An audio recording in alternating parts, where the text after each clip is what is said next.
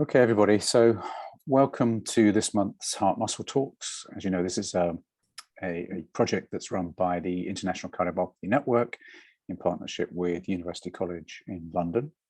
My name is Perry Elliott, Professor of Cardiovascular Medicine here at UCL and Advanced Heart Centre.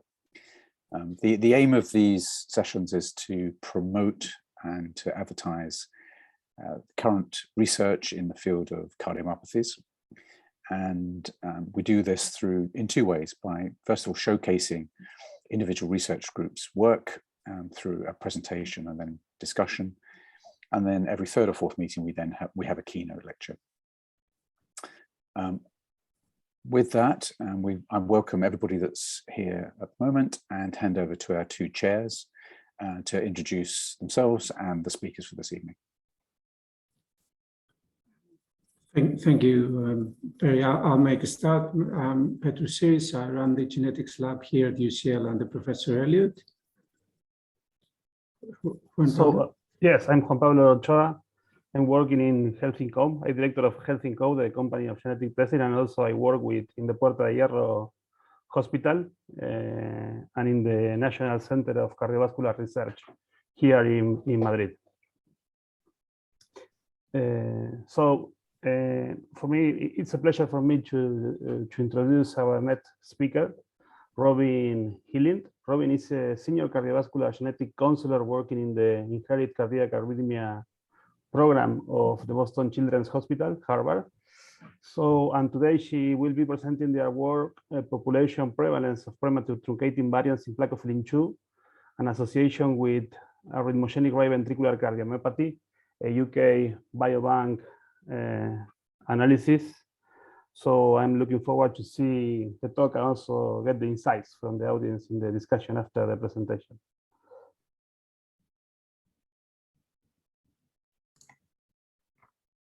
Thank you for the opportunity to present some of our research today. I'm excited to share with you our work on population prevalence of premature truncating variants in PKP2 in association with ARVC, the UK biobank analysis. So the inspiration from this study really stems from the million-dollar question we're trying to answer in most cardiovascular genetic disorders right now, which is why do only a small portion of patients with a genetic predisposition get disease? And for a long time, we've understood that variants in PKP2 are associated with both marked expressivity and penetrance. In fact, it's been recognized for 20 years that family members are typically less severely affected than probands. And to date, one of the biggest papers looking at penetrance in family members is only 35% when you include their genetic variant as a major criteria, and 16% if you go solely off clinical findings. So what is the actual penetrance of PKP2 and what impacts the penetrance? So this is just to illustrate the spectrum of phenotypes we see from probands to family members. This is a proband who presented with classic ECG features, T-wave inversions, and epsilon waves, and they had the 2146 splice variant, which I'm sure many of you are familiar with. And this is the proband's sister who had less severe findings, including terminal activation delay and T-wave inversions, and finally a third relative with the same variant who was completely asymptomatic and had no clinical findings. And while many families exhibit age-related penetrance, we have a few remarkable exceptions that we've seen in our clinic, again bringing to question what variables are most important for predicting penetrance. So this is one example of a patient of ours who presented with a cardiac arrest at age 11 and severe disease. He was found to have a well-known PKP2 variant, the arginine 413X, as well as a truncating variant in desmocolin. His mother and uncle both had the same two variants and both were avid exercisers. His mother described herself as an obsessive runner, and his uncle cycles about 100 miles a week, and both of them have no disease expression at all. When ACKNOWLEDGMENTS and NOMAD came out, we understood more about how common these variants really are in the general population. And we're also seeing more and more of these patients come to our clinic with a secondary finding, which is complicated because we know the penetrance is low in family members, but we don't understand the penetrance in essentially an unselected population with no personal or family history of ARVC. So we were really interested in understanding what the penetrance is in the general population. So the question we set out to answer was what proportion of genetically susceptible individuals with PKP2 variants develop ARVC, and how does this impact our understanding of the genetic basis of ARVC and subsequent management of those with PKP2 truncating variants. So first, we identified the two cohorts we wanted to compare. We did a comprehensive literature review to identify clinical cases of ARVC, and then we used the UK Biobank participants for our control group. And for the UK Biobank, we assessed the phenotype by looking at self-reported ICD-10 codes for symptoms, diagnoses, and interventions. We chose to only look at cases and controls with PKP2 truncating variants, and this is because this gene and this type of variant account for the vast majority of ARVC patients who meet 2010 task force criteria. And since they're truncating, they should all lead to haploinsufficiency. Therefore, all variants should have a common mechanism. And then we calculated the minor allelic frequency for all variants identified in both cohorts and compared them in order to determine the odds ratio of developing ARVC. So in order to determine the minor allelic frequency of PKP2 truncating variants and probands, first we determined the prevalence of ARVC caused by PKP2 truncating variants. So we only looked at probands since our comparison group is supposed to be made of unrelated individuals. And we looked at the largest study to date describing about 1,000 ARVC probands and family members. So within this group, there were 439 ARVC probands and 185 of those had PKP2 truncating variants, which is about 42.4%. And then if we use the generally accepted prevalence of ARVC, which is 1 in 5,000, then the frequency of probands with ARVC and a PKP2 truncating variant should be 8.42 times 10 to the negative fifth. Then we set out to determine the minor allelic frequency of all PKP2 truncating variants identified in ARVC probands. And ultimately, we wanted to define the relative contribution of each variant to overall disease burden. So we did a comprehensive literature review using the Leiden database, as well as published manuscripts describing unique ARVC probands and their associated variants. We cross-referenced authorship to try to avoid double counting, and we found 487 published probands with ARVC and a PKP2 truncating variant. With that information, we plugged the variant proportion into our equation and then multiplied by 0.5 to account for the biallelic nature of individuals. So here is an example calculation with the arginine 413X variant. So this specific variant was identified in 16 unique ARVC probands, accounting for about 3% of all PKP2 variants and probands. So when we plug that into our equation, we get a minor allelic frequency of 1.38 times 10 to the negative 6. And then we calculated the minor allelic frequency of the same variant in the UK Biobank cohort so that we could compare the minor allelic frequencies. So again, for arginine 413X, we looked at the number of times it was identified relative to the overall number of participants. So this variant was present in 3 individuals out of about 200,000, giving us a minor allelic frequency of 7.48 times 10 to the negative 6. And then to calculate the odds ratio of the variant to be associated with ARVC, we divided the minor allelic frequency from the proband cohort by the minor allelic frequency in the UK Biobank cohort, which gives us 0.18, meaning it's much less likely than we expected that a person with this variant would develop ARVC. We also adjusted sensitivity to see if these findings changed based on assuming the prevalence of ARVC was 1 in 2,000 or 1 in 8,000, and there were no significant changes. And then we repeated this process for all of the PKP2 variants identified in both data sets. So we identified PKP2 truncating variants in 193 individuals in the UK Biobank, which is about 0.1%. And the average age of recruitment was 58, and about half of them were male. Only 3 patients had any evidence of a phenotype, and we don't know if any of them fulfill task force criteria because we don't have their full clinical details. And none of them had coronary artery disease or hypertension. We also identified a significantly higher prevalence of AFib in patients with PKP2 variants compared to those who didn't have PKP2 variants, which is interesting since we know AFib is associated with many forms of cardiomyopathy. And the vast majority of UK Biobank participants with the PKP2 variant did not have features of ARVC. There were 45 distinct variants and 3 were identified in at least 10 individuals, which are demonstrated below. And none of these variants were expected to escape nonsense-mediated mRNA decay.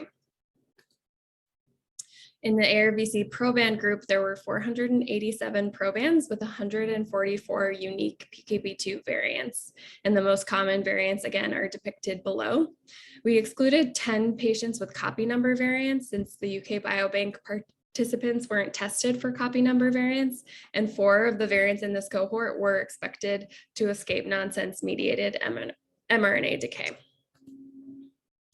So we calculated the odds ratio of developing ARVC for each variant using the minor allelic frequency from both cohorts.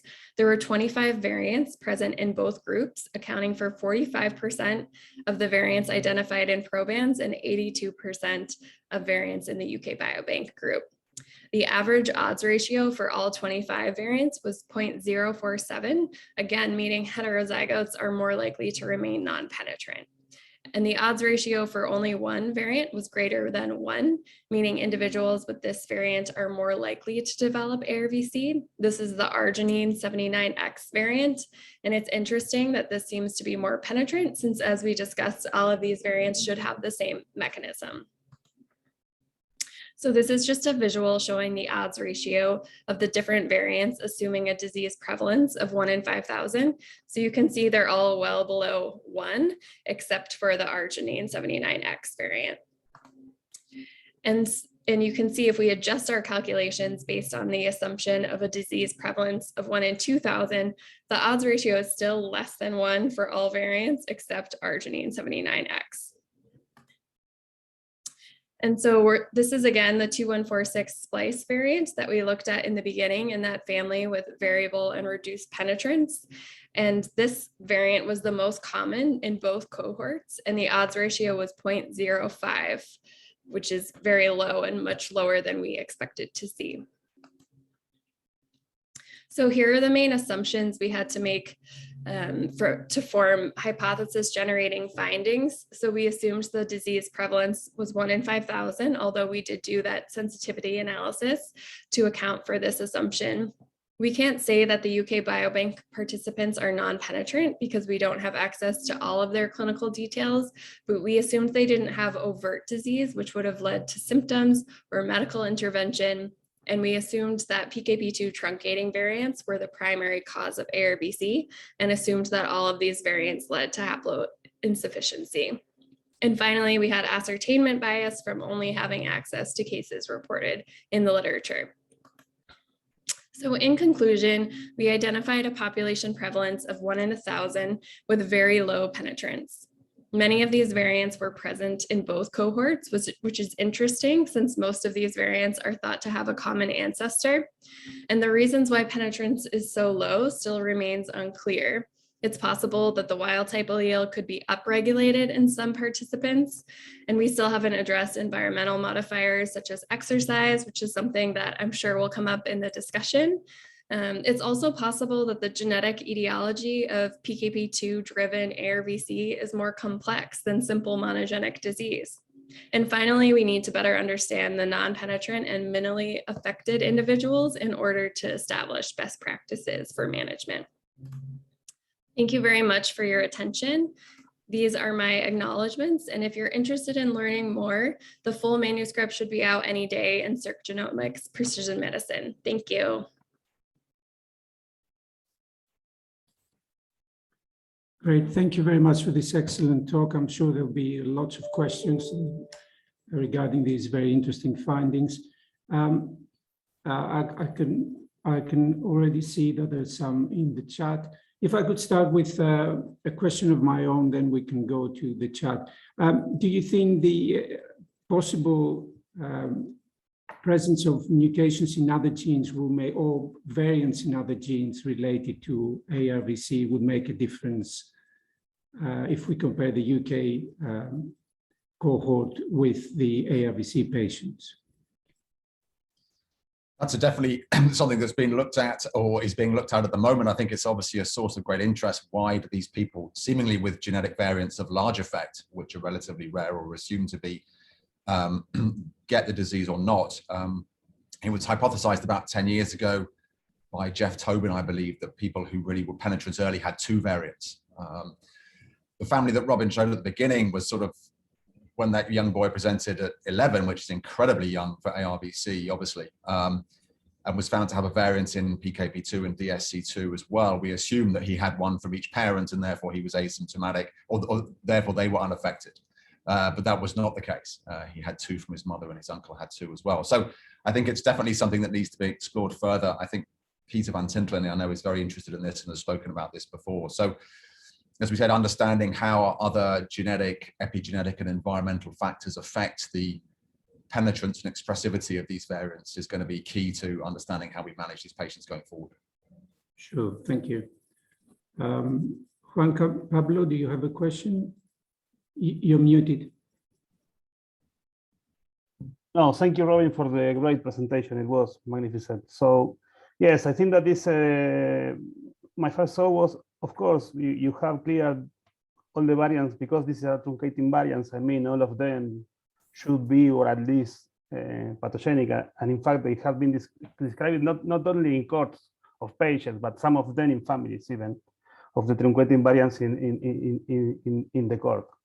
So for me, yes, it's surprising that you have this low odds rate of developing the disease. So, but the reality is that in most of the cases, we didn't find another variant in this gene. So there are a lot of questions here. I will begin with the questions of Luis Lopez, because most of them are related to the phenotype of the patients in the UK biobank.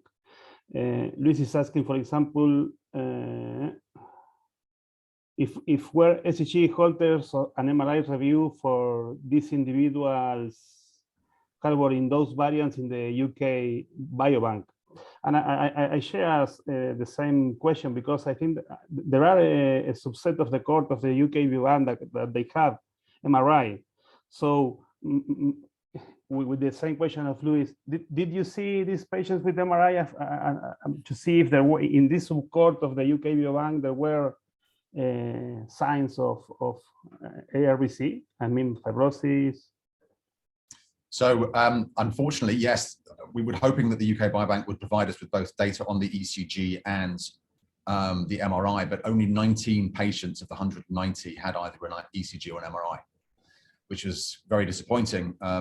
The ECG data we could get was purely numerical. So we, despite our best efforts and working with G and everyone to try and download the actual raw image, there was very little information that we could glean from that. So that's definitely a limitation. And maybe as more data becomes available, we can go back and revisit this and actually understand what their ECG looks like. Because it'd be fascinating if someone was largely asymptomatic, but had T-wave inversions of E3 or ectopy on their ECG or something else. And I think Lewis asked about Holters as well. That I don't think those are available, but certainly, you know, when I was taught way back when, the Holters is probably the most sensitive test that we can use. And certainly in younger patients, it's the first test often that becomes evident that the disease is evolving. So I think Holters would be very interesting because people may have enough PVCs to render them penetrant, or for you to say this is disease expression, but actually be completely unaware of it. So understanding the difference between what's penetrant and what causes you to seek medical attention, I think is key, and something we couldn't answer in this because we just didn't have that depth of data, but it would be very interesting to see.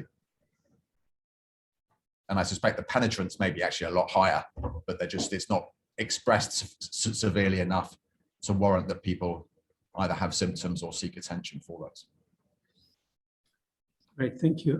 Professor Hylind is asking, was it just one evaluation? And he's wondering about the impact of AIDS-related penetrance in the findings. So yes, this was just one evaluation that we were aware of in the UK Biobank. As we said, the average age was in the mid to late 50s of everyone. So to be in the UK Biobank, for those of you not familiar with it, the age of recruitment is between 40 and 70. So there's not youngsters in it, but as we know, this disease can become manifest later in life. So there's definitely a possibility that some people would develop it later on after they were initially recruited into the biobank, for sure. Can I follow? I mean, do you think maybe therefore there's sort of an inclusion bias here, because it may be that because of the entry criteria for the biobank, patients, for whatever reason, maybe they've, because of a polygenic effect or other factors, they are less likely to be penetrant than the younger patients? I think, yeah, absolutely. I think you've sort of, there's a test of time that's happened there. So for sure, we're going to get ascertainment bias in who's included. And I think there may even be, bias that people may not want to be included if they have medical conditions they think may be somehow deleterious to their care, etc. So I think that could be a very self-selected cohort. Right. For sure. There is a question about whether those individuals had multiple variants in plakophilin 2. So we excluded everyone in the proband group who had more than one variant. There's not many of them, but there are a few, just to sort of try and keep a consistency between the two groups. And we only included people who had a single truncating variant from the UK Biobank, but I'm not aware that there were any patients who had more than one. That's another one. Yes, Alex is pointing out here that it is very interesting that the frequency of PKP2 truncated variants in the UK Biobank is 1 in 1,000.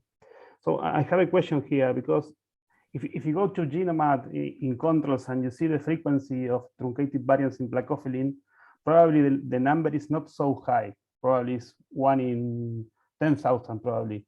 It could be a difference between the groups that you were testing in United States, because I mean most of the patients tested in the cohort are from the United States, I think, and the UK BOM I patients with different ethnicities. Did you look something about this in the paper? It was very difficult to do. We definitely had in the ARVC proband cases, there were cases from all over the world. There was definitely a bias towards people of European ancestry. There were patients from Japan and all over. So there was definitely some mixture of the heritage. But the UK Biobank, obviously, we don't know specifically. We couldn't get into the details. But again, it would be interesting. I mean, it's always been historically been something that has affected people of European heritage more, but whether, again, that's just bias in terms of who's reported is probably the case, but unclear at the moment. There is also a question about how these findings will affect the task force criteria, in particular, the major criteria number 6 regarding family history of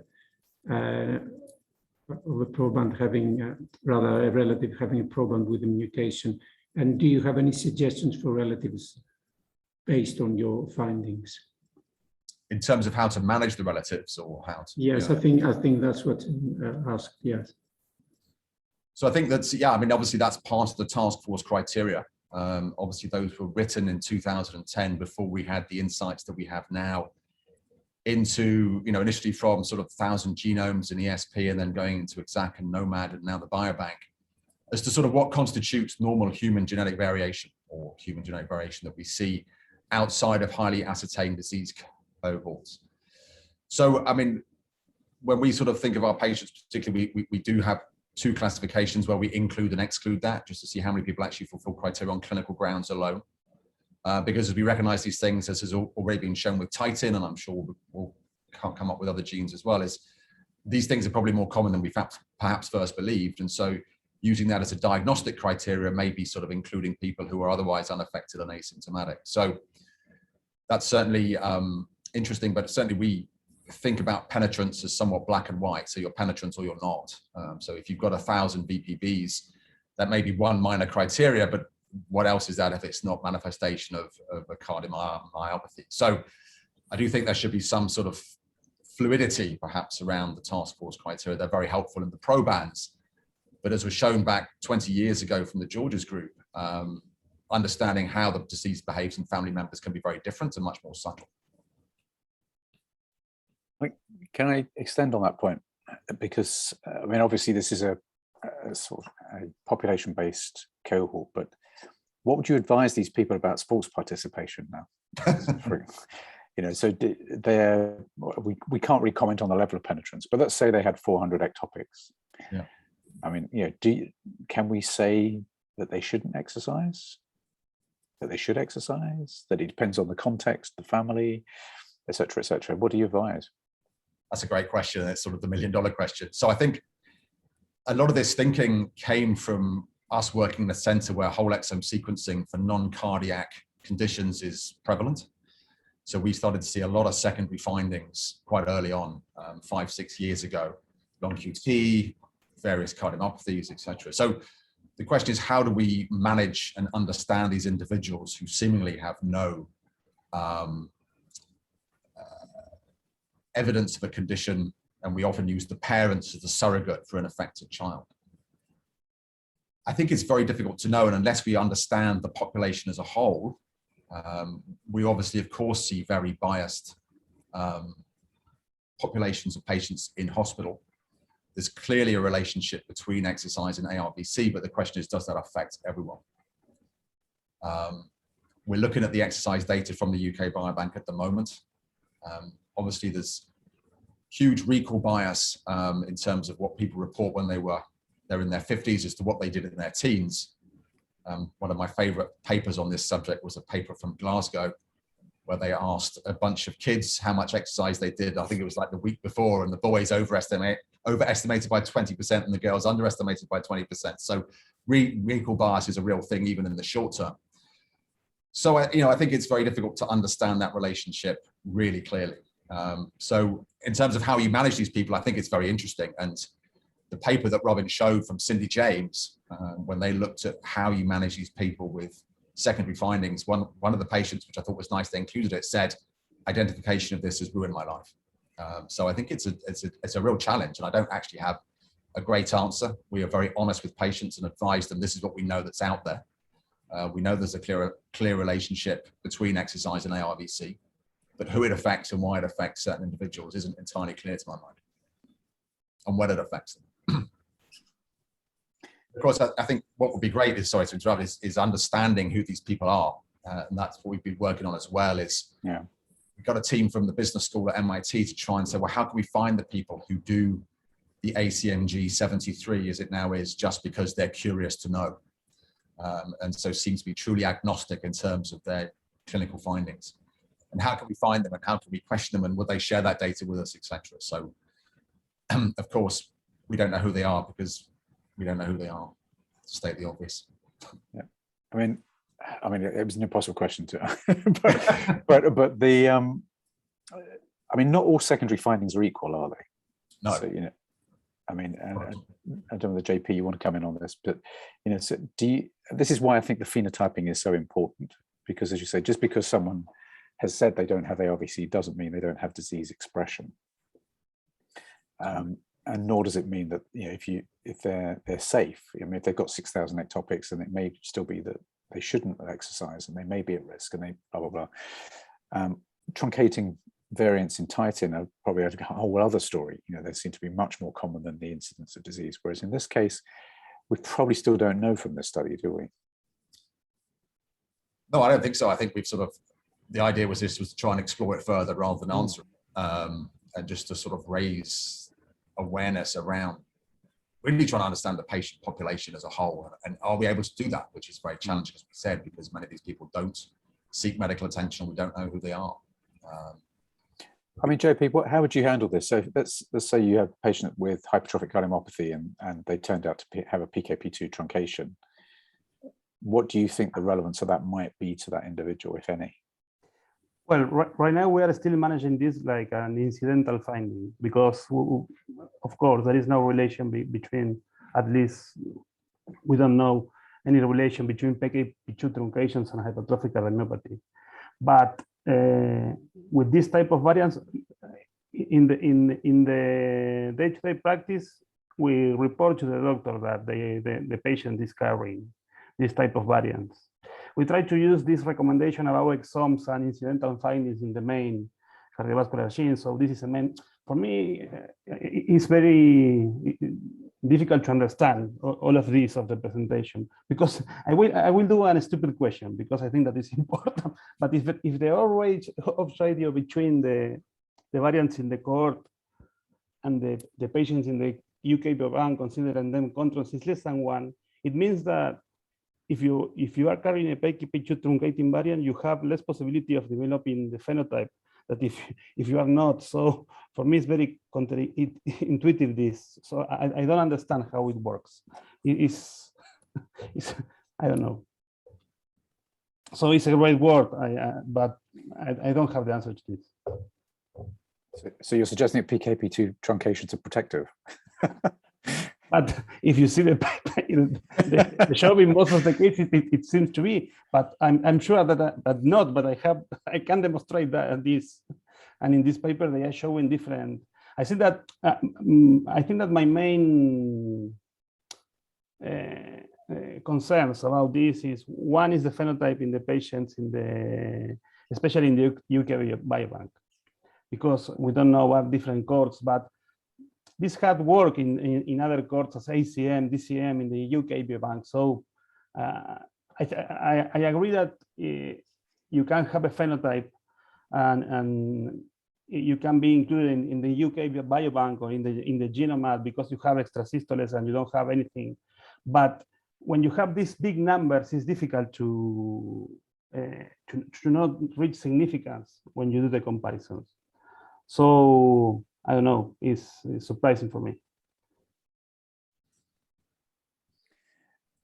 If I can just, sorry, no, go on. No. No, there was a question of Eloisa Arbustini about what is the mean age of participants in the UK biobank. It was 58 for the people with PKP2 truncating variants. I don't know what it is for the overall population. It's also a particular, I mean, I'm not sure if anybody, yeah, Luis, you know this the biobank data very well, but yeah, Luis is saying that the overall is 40. It says Luis. I mean, obviously there's a lot of data coming out of UK biobank, and it's an incredible resource. But I do wonder sometimes whether it's there's an overrepresentation of very healthy middle class colonels retired. So there probably are other epigenetic factors and sort of other health factors maybe that determine disease expression, not just in relation to ARVC, but maybe perhaps even more important with other diseases as well. But can we extend this again just to be a little bit mischievous? We obviously read a lot now about the interpretation of genetic variants at population level. So if we say if they're not rare, and we have agreed thresholds for defining rarity, that they're not pathogenic. And here you've done a gene burden test, and you've said, if you just looked at the UK biobank, you knew nothing about PKP2 truncating variants or the history of the disease, you'd say this is not a disease gene. That we're overcalling these variants in diagnostic labs. Is that fair? For me, it is not. And I think what's really interesting is that variant that we highlighted, that 214 splice variant, because I'm sure everyone on the call has seen it many times. It is the most common both in the biobank and in probands, and it unequivocally causes disease. We've seen it with in multiple families who've been reported with varying degrees of expressivity, and so I don't think there's any doubt about it that it causes it. It's just, I guess, why does it cause it in certain people and not in others is the question that's evolving. And can we understand that? Do we have the depth of knowledge and the depth of sequencing and understanding the relationship between genetic and environmental factors to try and determine the causality of these in certain people and not in others? So it's that, to me, I don't think there's any doubt here that the PKP2 causes ARVC. There's absolutely no doubt about it at all. It's just it doesn't seem to do it in everyone, which is interesting. But I guess we've kind of known that in many of these disease genes for some time. But it's now, I guess, saying we know it is one thing, understanding why is a completely another story. And that's the next question. I mean, Eloisa, you're sitting there quietly behind the black screen there, but you might want to come in on this because, I mean, this is the point about individualizing interpretation, isn't it, within the context of a patient and their family, and what is known about a gene. I think making general statements about pathogenicity are really quite dangerous. I mean, Robyn, you're nodding your head there. I mean, do you bring that into your counselling strategy with individuals and families? Yeah, very apart from the fact that I'm very worried about tithing, because if this is the situation in PKP2, I cannot imagine what may happen with tithing gene. But apart from this, to me, it's a big problem, first of all, because we need to distinguish ARVC cases with the possible heart failure evolution. We are a transplant center, so I'm not able to separate two distinct categories of variants in PKP2, but also in other genes in patients who may have an evolution through heart failure. Second, the question of family screening and family approach in monitoring is really conditioned by the identification of these variants. We are conditioning our own life, professional life. When we see a truncation predicting variants, that's it, clinicians get crazy. This is pathogenic, this is malignant, this is a sort of a prediction of a malignant fate for this family and patient.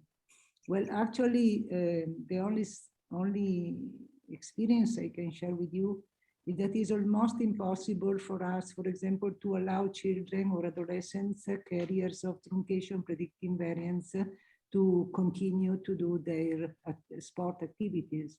This is impossible in our experience, because once the sport cardiologist has the report in his hand, then the boy or the girl are out of any physical activity in terms of competition. In terms of risk prediction, that's even worse, because we try to discuss with the electrophysiologist in particular about ICD implantation, which is a key point in these patients, because a simple run of a short run of sustained VT in some cases is sufficient to alert, to say a warning that this patient is generating, ventricular arrhythmias. I think this is one of the most difficult setting of activity, at least in my experience. I don't know how do you handle, but honestly speaking, we are exceeding in protection in these families. We are really exceeding in protection. And we are, in a certain sense, interfering with the quality of life, with the choices of the families. Fortunately, not yet on procreative plans, but we are close to, because there are couples, when one patient is affected, that still is asking about pre-implantation. Never happened before, in my experience. So I think the way of the study that has been done and shown in this presentation is the right way to go. But now we need functional studies, we need more, and we need something very fast to be applied in our daily practice, because otherwise the gap between the speed of detection of variants is too fast for matching with some functional assessment. But even with functional assessment, I don't know what would it do, because in my hands biopsies, endomyocardial biopsies were useless. I was not able to identify loss of expression or the abnormal expression of PKP2, for example, in endomyocardial biopsies of these patients, including those who underwent transplantation. So I don't know what I should interrogate in order to get a more concrete and useful answer for families. I don't know what you do in your clinic. What do you do? I mean, how do you protect the patients? How can you leave the patients free of living their life in a certain sense? So, Robyn, Dominic, do you want to comment on your approach? I mean, particularly in the younger patients, I think, because I think that's in a way, this is a slightly unusual cohort because of its age. But yeah, I think the younger patients, I personally, concern me more. You worry more about sort of inflammatory driven arrhythmias early in the disease with very rapid conduction across otherwise a relatively healthy heart. The sort of VT we showed at the beginning actually was a case I was involved with when I was at Barts, who had sort of nice, slow, scar-related VT that he sat there in bed up on the ward and he was fine with it. So I do think it's a big risk. I think it's very, very difficult to know how any one individual is going to play out over time, to what degree you can protect them, to what degree we're exposing them to other risks by believing we're protecting them from exercise, or we exposing them to the risks of metabolic disease, psychological disease, all those things going forward. It's very, very difficult to know. And I think we all approach these decisions differently based on our own perceptions of risk and what we define as risk, which is often very experience-based, maybe related to what's happened in your family, what's happened to yourself, or, you know, at the other extreme, the sort of immortal teenager who nothing can ever happen to, so he's going to do whatever he wants to do anyway. I think it's very, very difficult. And I think we just have to have a very honest conversation with the families, and they often decide in their own way, and then we sort of help support them with that decision. It's a challenge. I think we also get concerns that if we restrict teenagers from team sports or school sports, that they'll just do pickup basketball with their friends somewhere where there's no adult and no AED. So finding out like what the alternative is to sports restriction, I think is important, and just to make sure that they're educated about what they need to keep them safe. I mean, the context is all here, because there is a danger we're creating a problem which doesn't exist. So, you know, are there, you know, if you walk out of your hospital now, Dominic, Robyn, you're not going to be stepping over the bodies of lots of teenagers with PKP2 truncating variants that didn't listen to your advice when they left the clinic. So I probably in the clinical context, the scenario there is usually that someone's presented with an arrhythmia, or there's been a sudden death in the family, and the context there is really important, isn't it? Absolutely. I think it's key. I mean, there's clearly sort of, I think in PKP2, as the Hopkins group have shown, so many of these are founders. And so you almost have sort of peaks of disease penetrance around the population. And then in between those peaks, you have seemingly less affected individuals. Why those particular peaks exist isn't really clear. Obviously, there's a relationship with exercise that's well known, but we've had 15-year-olds presenting for transplant with PKP2 variants whose favorite sport was fishing. So that, you know, it just doesn't run true in everyone, of course. Nothing in medicine does, or life. But I think that it is very contextual, and obviously contextually in terms of how people make decisions around it as well. If your 19-year-old sibling died, you're going to think quite differently about rejoining the basketball team than if this is a secondary finding and you're completely well and you were part of a trio that was tested for autism or something. So, yeah. I think the context is key. I don't know whether we can make Luis a speaker, but JP Petros said the answer is polygenic risk scores, isn't it? Don't we need a polygenic risk score for ARVC? Yeah, but which genes though? That's the problem. I was thinking on that, in fact, when one of my first, I think that these had a lot of information. These new big databases, we are obtaining a lot of data, and sometimes with this big data, we don't really what to do or how to interpret that data. But I think that we need to remember that there are big families with co-segregation of these variants. And if you see, I'm sure that you have families in which you have 2 or 3 or 4 relatives, and when they carry the variant, they develop the phenotype. Of course, there is someone that it doesn't, because the specificity is very, very variable, and the penetrance. But I think that we don't have an answer about the penetrance right now, because we cannot genotype people at birth and follow them a lot of time.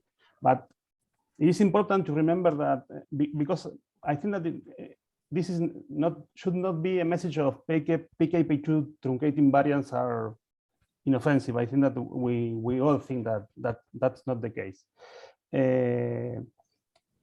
The polygenic risk scores, in fact, in dilated cardiomyopathy and hypertrophic cardiomyopathy, I don't see the utility of these polygenic risk scores, but this could be one of the cases in which they could explain some of the variability of this presentation, even in families.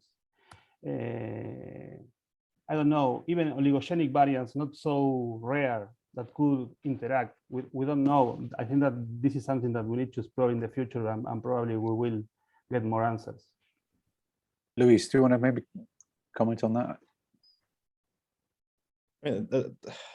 Hi, everyone. I think in addition to what Juan Pablo said, there's little much to be said. It's something that needs to be certainly explored, and it's a long-standing hypothesis to explain variable penetrance, variable expressivity, and we certainly have the means to do it right now, like we are doing with other cardiomyopathies. So it'd certainly be interesting to see how that whole integration of rare and common variation will play up, helped by the use of these big cohorts, such as the UK Biobank, potentially with revisiting the phenotype at scale. Is that in the pipeline, Dominic? I think it would be out of paper.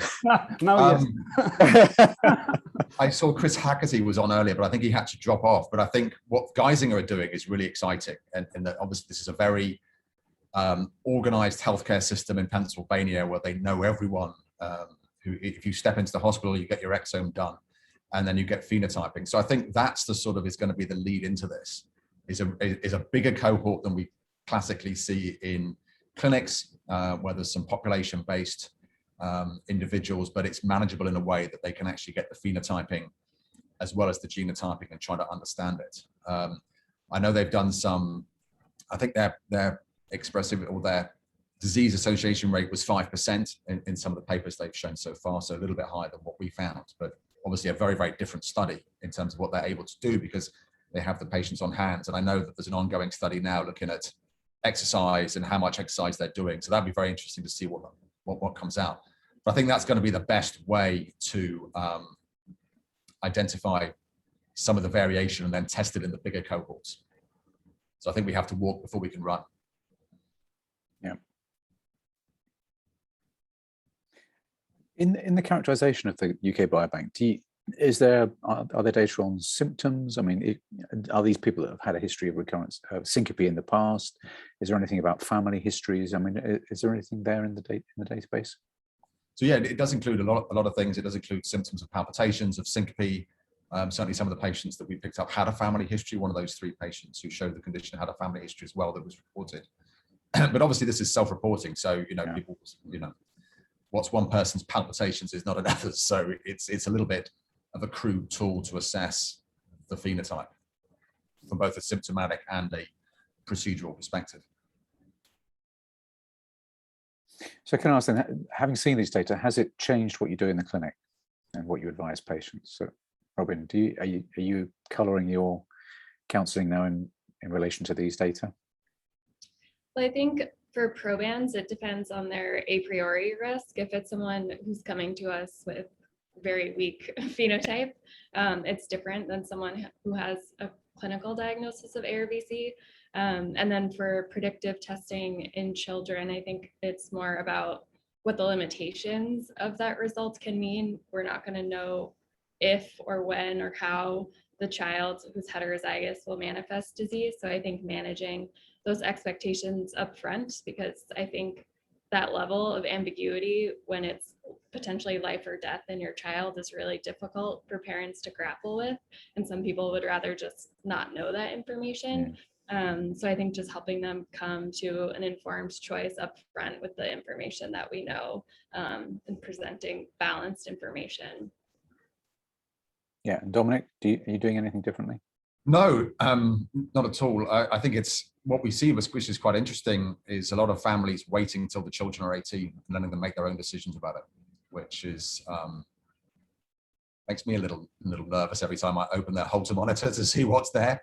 But it's a kind of an interesting strategy that a number of families are adopting now and sort of saying, well, it's actually not our decision, it's theirs, and we're going to wait till they're old enough to make that decision. So it's an interesting one. We've debated that before on these talks with von Kasky, because I mean, certainly what you've just described is what we've historically done. because of the issues over consent of the child. So we continue with clinical screening on the basis that if a kid has a phenotype, you might do something. But if they're phenotypically negative, not to offer genetically testing. But I think the pendulum, it may just be working with Juan Kasky, it's become much more aggressive, but I think the pendulum seems to have swung towards earlier and earlier genotyping. Yeah. Are you suggesting that maybe that's not the way to go here? Or? No, I think we would definitely offer it to someone who had a clear variant that we were confident in. If that's what they wanted to do. We've tested kids who were 5, for sure, because the family were very clear this is what they wanted. They'd thought about it, they understood it, and great.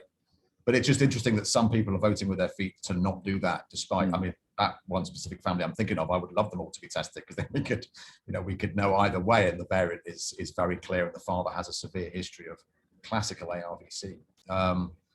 But it's just a sort of an interesting shift, maybe in the sort of the communities rather than in how we think about things. And I think it's very interesting how we perceive certain things in medicine and how the patients perceive them, are not always the same. Yeah, I mean, JP, what do you think about screening kids? With respect to the age of screening? Or... Yeah. Well, I have talked of this with Juan as well. So with Juan, no, my opinion is if you know the variant, I don't have problems if you can talk with the family and explain. I mean, probably I don't see a problem there of testing the families at a young age, but you need to know all these issues with the different variants and the different genes. And I think when we get more information about the correlation genotype phenotype, I mean you can give an idea, but and reassure or not the family of what they want to do. But I think that this is the genetic counseling is a process really complicated, as they mentioned. But if you can do it, I will go for it. Eloise, what's the situation in Italy and in your practice? Are you offering genetic testing to children? Of course, I say to parents that we have the opportunity of performing genetic testing. Now depends on the age. For example, if very 3, 4, 5 years.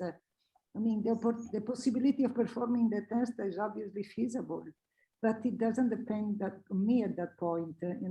Usually are the parents themselves who ask about genotyping. And this is a big problem for me, because you see beautiful boys and girls absolutely healthy, just because the father is carrier and the grandfather is the affected member of the family. At that point, I don't know, for any family, I'm really in big troubles. I discuss with the family. I alert the family that we are perhaps exaggerating in prevention. It's not a prevention, that is a test. But if the clinics is negative, it's negative. Yeah. And it remains some label for the entire life, in any case, because they go to school and they show the results. They want that the children do not perform physical activity. They then don't go any longer to soccer, train, and so on. I personally try to discourage screening of children, small children, but I can't say no. If parents ask me to do it, they have the right of asking. Personally, I'm against in screening. I haven't seen events in small children at my experience. I don't know if you have seen children who had a sudden death or severe events for an arrhythmogenic right ventricular cardiomyopathy. I don't have the experience in children.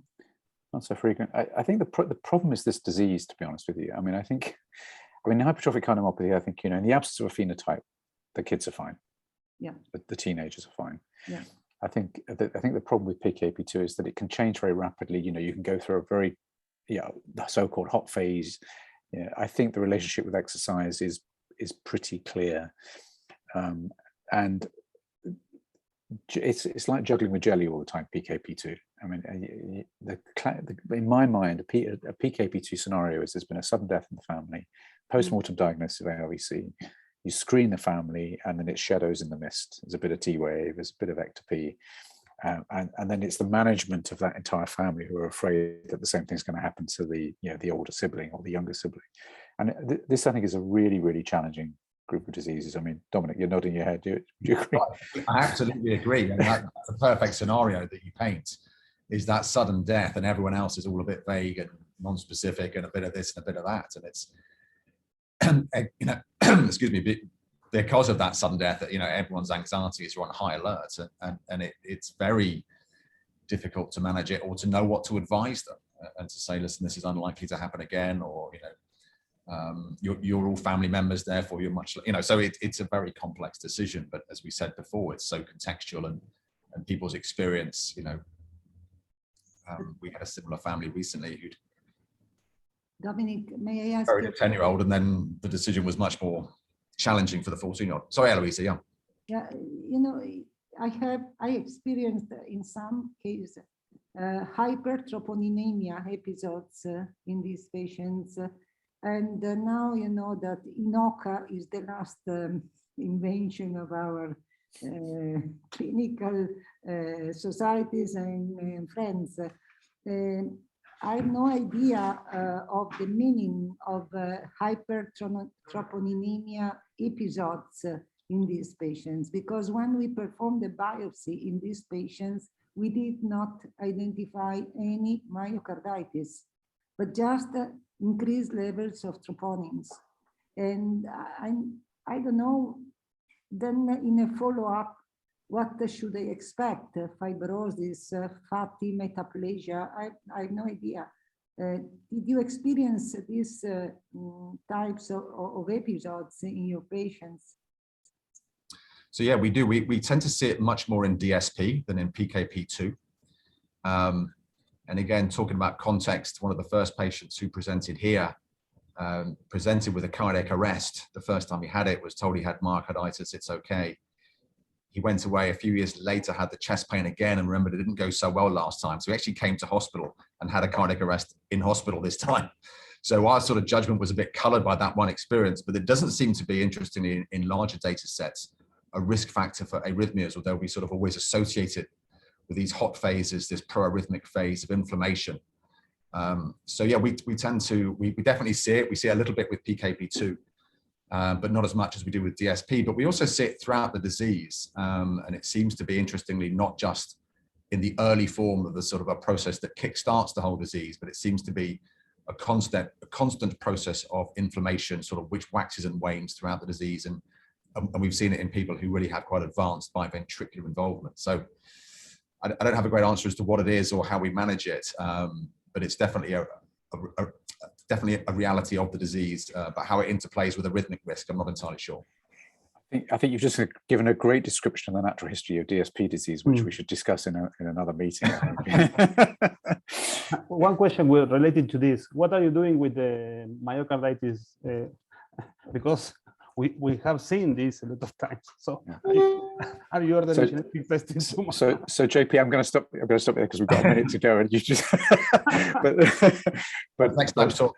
I think we need another session on this overlap between myocarditis and structural genes. So it's 1 moment to go. I think this has been really great. Dominic, Robyn, thank you so much. I think really great presentation. I think a very stimulating discussion. Petros, JP, thank you so much. Thank you for other people for joining in the discussion. And we look forward to seeing you again at the next Heart Muscle Talks. Thank you, everybody. Thank you. Bye-bye. Thanks, Barry. Bye-bye. Bye-bye. Thank you. Great talk. Thank you.